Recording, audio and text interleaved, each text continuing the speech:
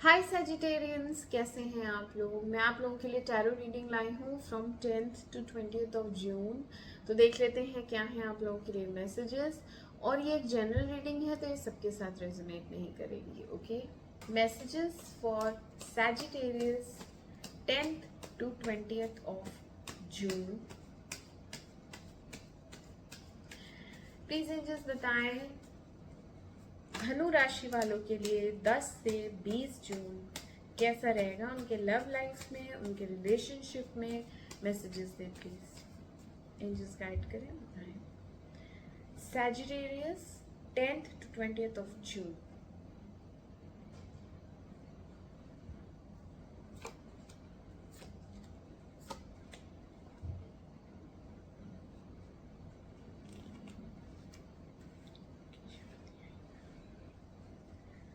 ये 10 of cups क्यों आया? 10 ऑफ कप्स क्यों आया है?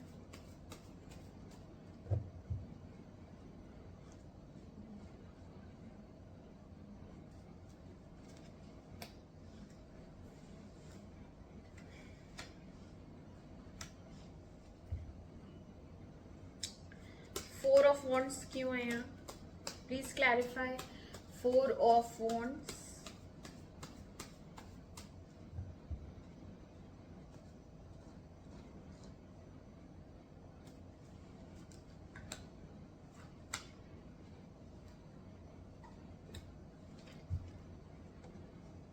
एम्प्रेस क्यों आई है?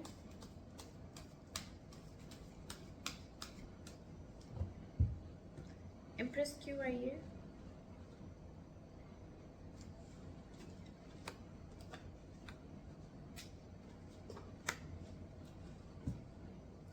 पेज ऑफ पेंटिकल्स क्यों है?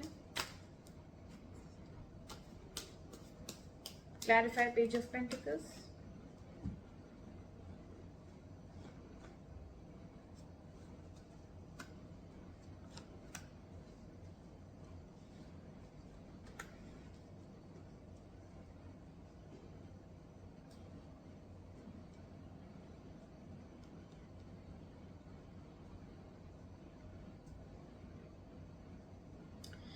ओके सैजिटेरियस, आपकी रीडिंग स्टार्ट करते हैं। तो 7 ऑफ वॉन्ड्स आया है एंड 4 ऑफ पेंटिकल्स आया है। 7 of wands and 4 of pentacles बताता है कि आपने एक सिचुएशन पे गिव अप कर दिया है, अब आपको उसमें उम्मीद नहीं है। अब ऐसा लग रहा है कि जितने भी आपने स्ट्रगल्स करे वो सारे वेस्ट हो चुके हैं। बहुत स्ट्रगलिंग फेज रहा है पास्ट में एंड अब आप धीरे धीरे ना उसको लेट गो कर रहे हैं क्योंकि थक गया। करते करते आपने कहा बस अब मुझसे और नहीं होगा एंड अब मैं इसको जाने ही दूंगा। अब मैं कब तक इसको जबरदस्ती पकड़ के रखूं, है ना। एक होता है कि वो कह रहा है इंसान मेरा हाथ छोड़ दो, मुझे जाने दो। नहीं, मैं नहीं जाने दूंगी, मैं नहीं जाने दूंगी, नहीं मैं नहीं, तुम्हें मेरे ही पास रहना है। तो वो एक जबरदस्ती वाला रिलेशनशिप हो गया ना।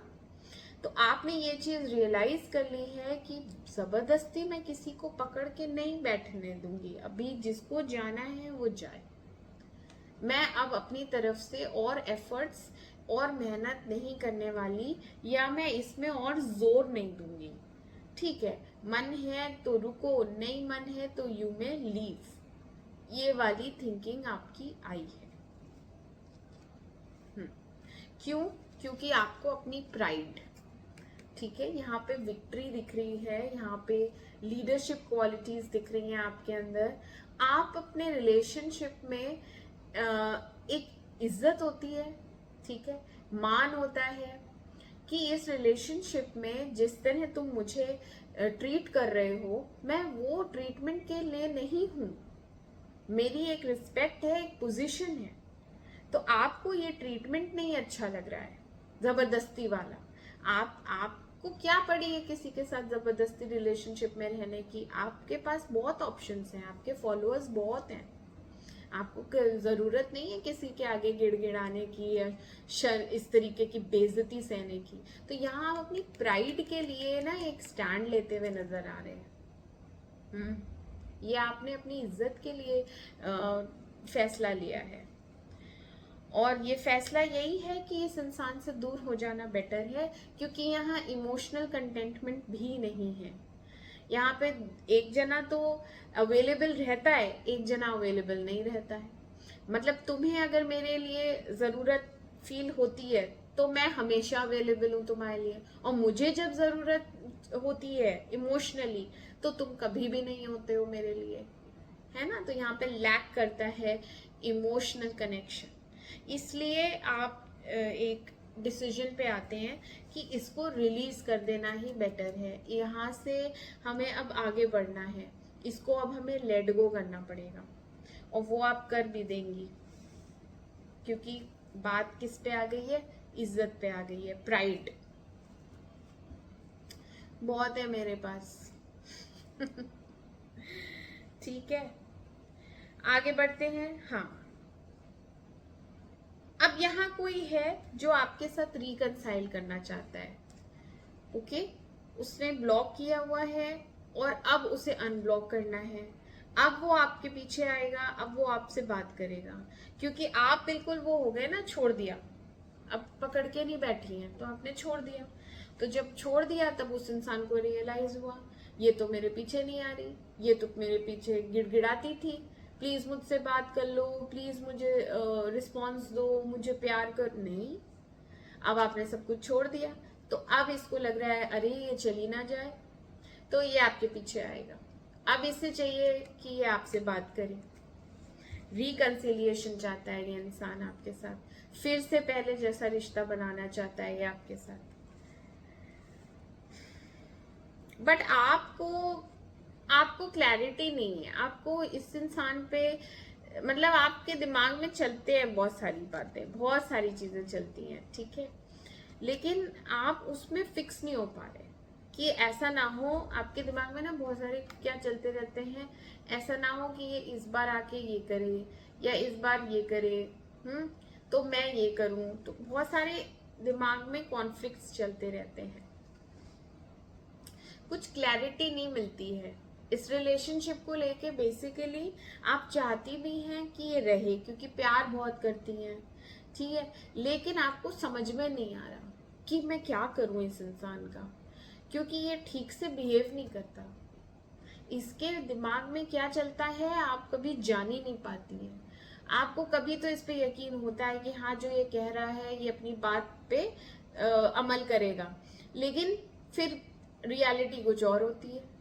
अभी ये वापस आना चाहता है, बात करना चाहता है, रिकंसाइल करना चाहता है, सारी चीजें ठीक करना चाहता है, लेकिन क्या ये सस्टेन कर पाएगा? क्या ऐसा तो नहीं इसके पास और ऑप्शंस हो तो मुझे भी एज अ ऑप्शन ही ट्रीट करता हो, है ना।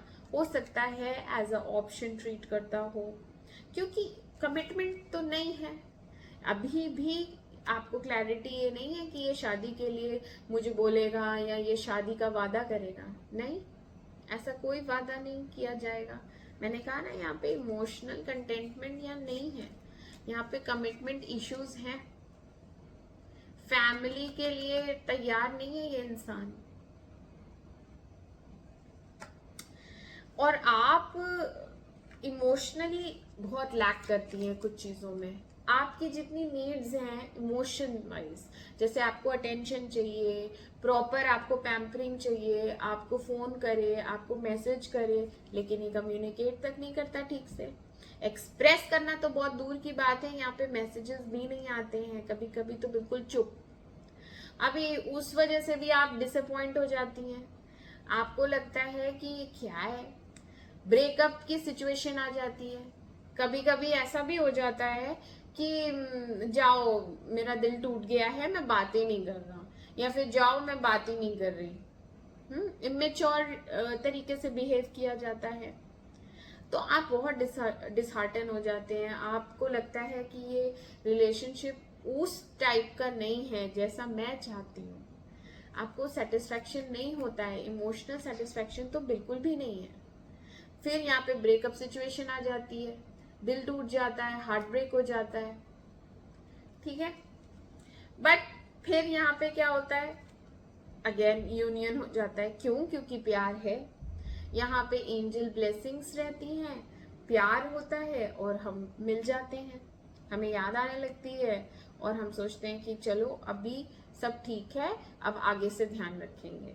तो यहाँ पे एक यूनियन है मिडिल में, एंड आप एम्प्रेस पोजीशन पे हैं, यानी आप बहुत अच्छी वाइब में बैठी हैं, आप बहुत पॉजिटिव हैं, आप बहुत अच्छी दिख रही हैं, आपको कृपा है भगवान की कि आपके पास पैसे भी हैं इस समय, लग्जरी, ठीक है। आप बहुत अच्छे अच्छे कपड़े खरीदने वाली हैं, अपने पे ध्यान देने वाली हैं, ग्रूमिंग पे ध्यान देने वाली हैं। तो बेसिकली आप अच्छे दिखेंगे, अच्छी वाइब्स रखेंगे, पॉजिटिव रहेंगे, तो ये सब अच्छी अच्छी चीज़ें होती हैं लाइफ में। तो यहाँ पे आपका equal give and take and union है, ये सोलमेट कनेक्शन है। ओके, लास्ट के दिनों में क्या हो रहा है, लास्ट में एक इंसान से कम्युनिकेशन है या मैसेज आएगा आपको जो बहुत अनमोल है आपके लिए, जो बहुत प्रेशियस है, आप इसे खोना नहीं चाहते कभी भी, तो इससे कन्वर्जेशन है। पास्ट में आप इसके लिए बहुत ओवर इमोशनल हो गई थी, आप इसे मिस कर रही थी बहुत ज्यादा, एंड ये इंसान ना चाहते हुए भी इस रिलेशनशिप से बाहर गया था, बट ये जा नहीं पाया पूरी तरह, आपकी यादों में से तो ये बिल्कुल नहीं जा पाया, आपका दिल इसी पे अटका हुआ है। इसीलिए यहाँ पे आपने वेट किया शांति से, और बहुत दिन हो गए जब, तब आपका इससे कम्युनिकेशन हुआ है, या तो आपने मैसेज किया है या आपको मैसेज आया है, और एक न्यू बिगनिंग दिख रही है इसी इंसान के साथ आफ्टर 2 वीक्स, ठीक है। न्यू बिगनिंग है यहाँ पे। ये कुछ लोगों के लिए मैसेजेस हैं जिनका यहाँ मिडिल में यूनियन हो चुका है, ठीक है, ये उनके लिए नहीं है। यहाँ पे कुछ लोगों का मिडिल में यूनियन हो चुका है, और ये जो लास्ट के दिन है ये एक न्यू बिगनिंग बताते हैं आफ्टर 2 वीक्स, यानी 14 डेज के बाद।